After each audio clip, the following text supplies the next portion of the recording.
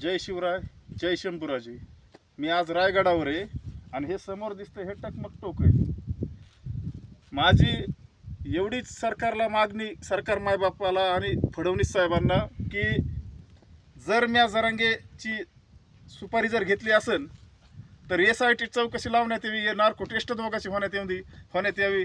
जर त्याच्यात मी जर सिद्ध झालो, मी जर त्यांची त्या सुपारीत जर सिद्ध झालो तर ह्या टकमक टोकावून मला आहे का कडीलोट समाजाने करावात. आणि जर त्याच्यातून मी सिद्ध नाही झालो, जरांगेने जर माझ्यावर आरोप खोटे केलेत आणि त्याच्यात जर मी जर निर्दोष सुटलो तर जरांगेला सुद्धा आहे का ह्या टकमक टोकावून खाली कडीलोट करण्यात यावी.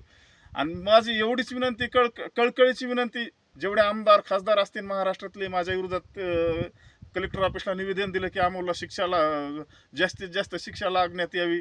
पण आता त्याच्यात त्या चार्जशीटमध्ये कुठं काही नाही सुपारीचा उल्लेख.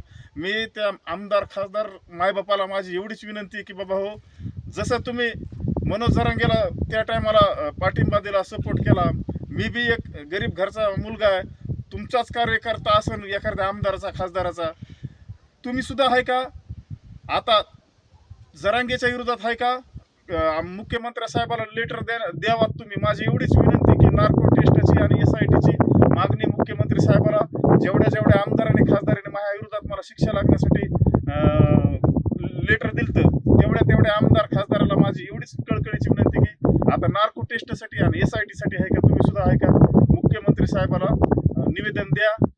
दूध का दूध आणि पाणीचं पाणी होऊन जाईल. महाराष्ट्रात जे गैरसमज पसरला माझ्याविषयी ते महाराष्ट्रातल्या जनतेसमोर येऊन द्या.